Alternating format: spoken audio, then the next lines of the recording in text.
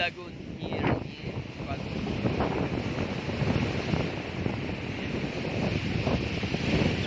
Nagagandahan dagat ng napakaganda guys.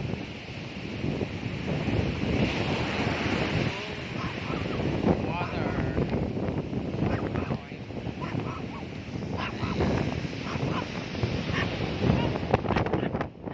Nagbabantay. Mula nung nag-pandemic lang to, nagganito na. Oh. Grabe naman, no, napakaganda nito dati, tsaka napakataong lugar. Bakit kaya? Sayang naman yung mga struktura nila dito, ano.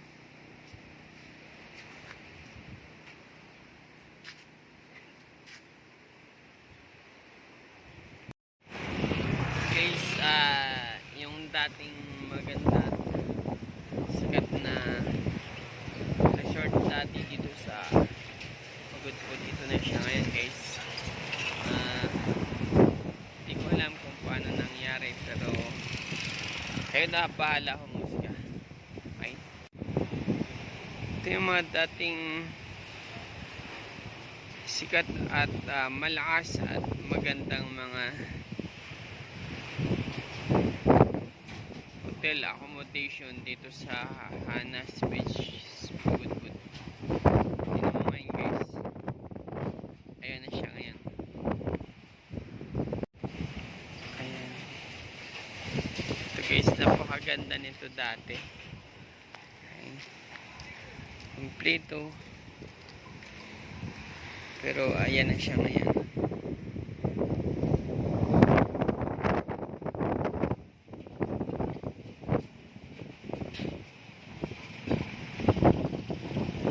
Ayan, kung makikita mo siya guys, yung mga kubo nung hindi pa nagkaroon ng pandemic.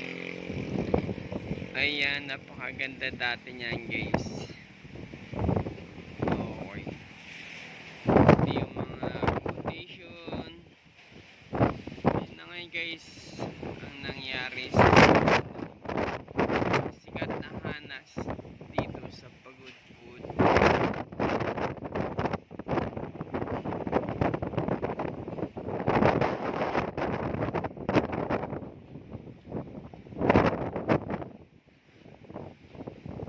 Hindi pa nagkaroon ng pandemic, laging fully booked itong mga accommodation na ito. Kahit yung mga business niyan, laging puno ng sasakyan. Ayan. Dati makikita mo yung hindi pa nagkaroon ng pandemic, laging puno ng tao, yung mga batang tumatakbo. Pero ngayon,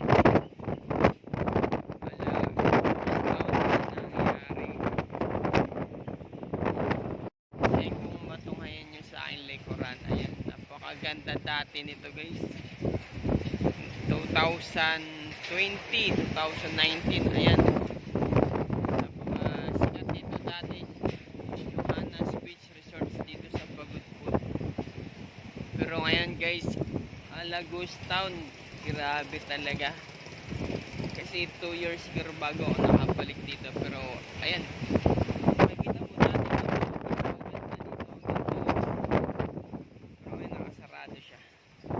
pasilip natin, tingnan natin itong mga sarado na yung mga gate. Yan, as in wala na talaga siya guys.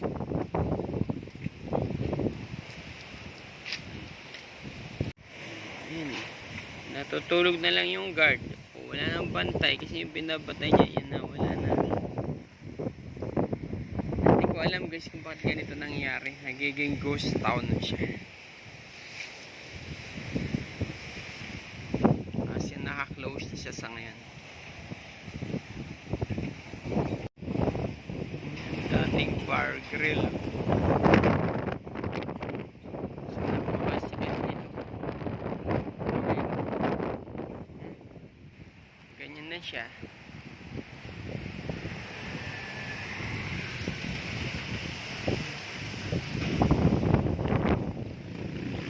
Kasi parang dinaanan na siya ng Baguio.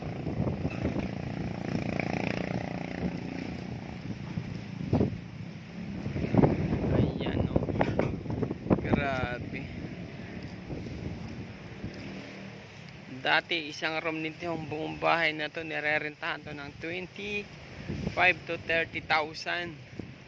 Pero ngayon ayan, ganito na yung itsura niya.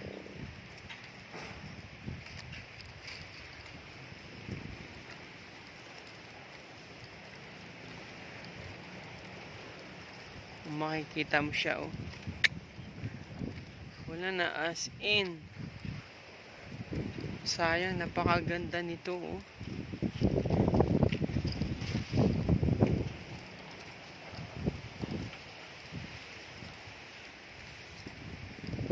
(2020, 1990, 2019, 2020). Napakalakas nito, laging fully book pa to. Pero ngayon, ayan na siya.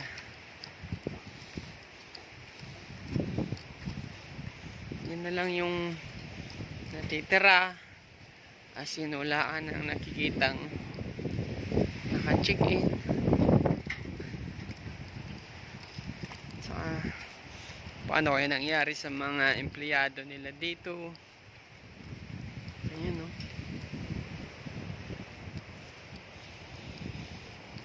Simula nung nag-pandemic lang, guys. Yan. Ganyan na siya.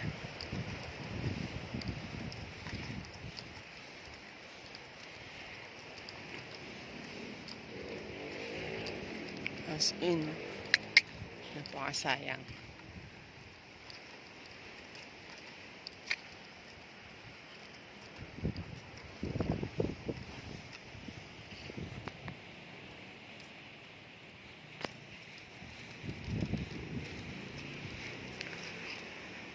Sayang ang mga kwarto.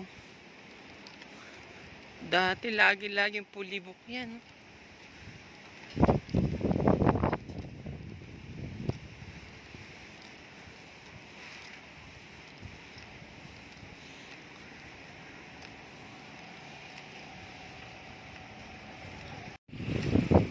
Pero ngayon, ganyan na siya.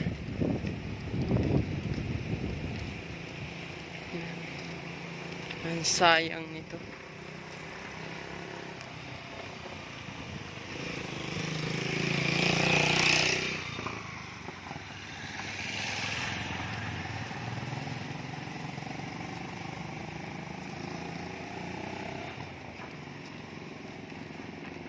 Ayan. Alaala ko pa dati dito. Grabing tao to dito, ganitong araw. Pero ngayon, ganito na siya.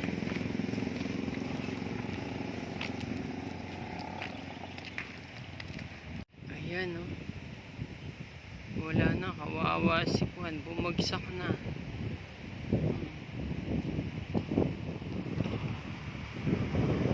Isang masikat at grabing matao nitong lugar na to noong 2020, 2019.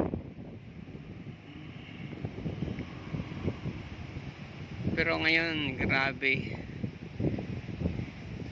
Ghost town na talaga siya. Sobra. Napakasayang nitong lugar ito. Ito yung dating Hanas Beach Resort. Pag pumasok ka dati dito, may babay ka ng 100. Pipicture ka lang dyan.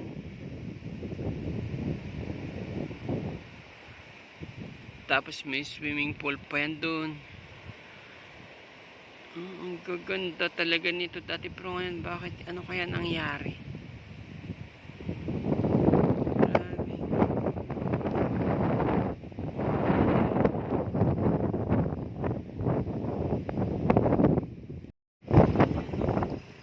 Grabe, di ko ma-imagine kung paano nangyari. Napakaganda ng lugar nito dati. Ayan, grabe, ala, ghost town talaga. Napakadami mga sayang naman.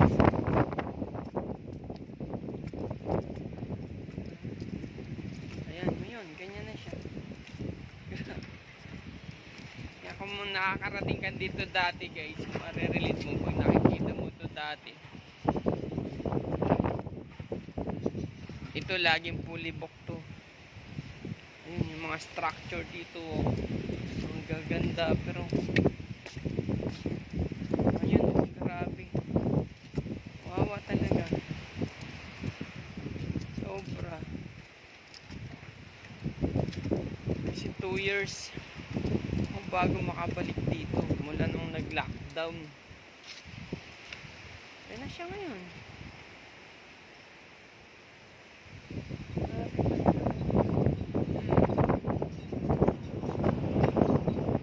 Ayan, kawawa.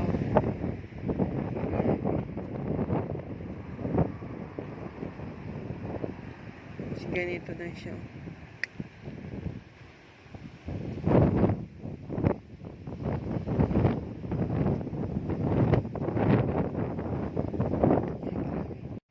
Bakit naging ganito na to, ano?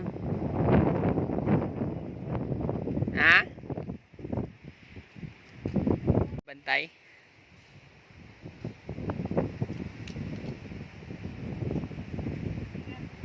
Sige po, thank you kuya. Guys, nakuha na natin ng konting interview si kuya. Hindi niya rin mai-explain kung paano nangyari. Pero, grabe.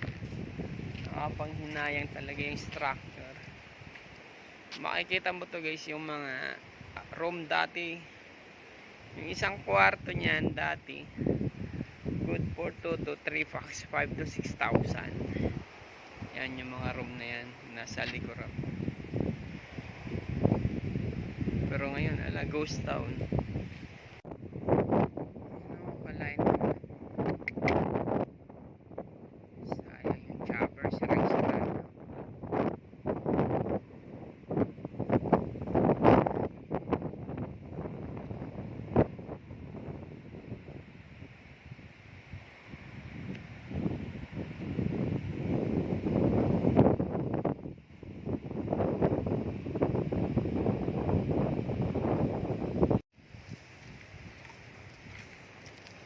Pero gaganda pa ng mga pine tree. Yan.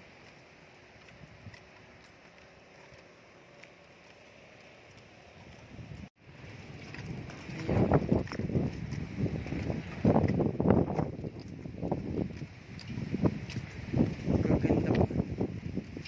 Mga pine tree.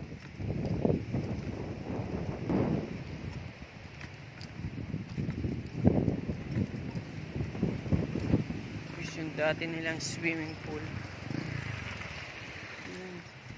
Ayan na siya ngayon.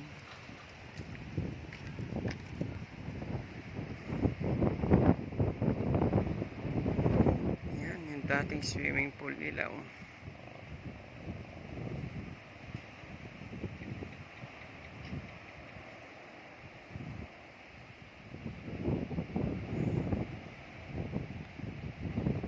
Mga dating tinda ng souvenir. Ayan.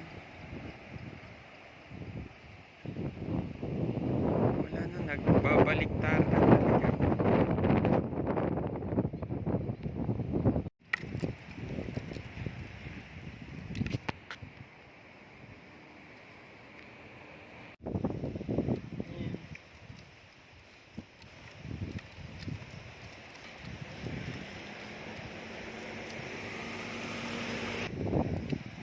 Ganyan na siya.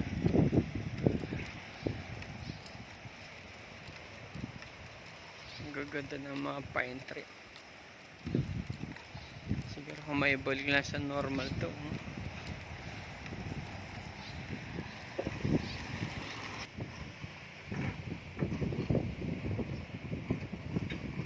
Kawawa. Ayan na siya guys. Nakakalungkot siya tingnan. Ang dating masayang lugar.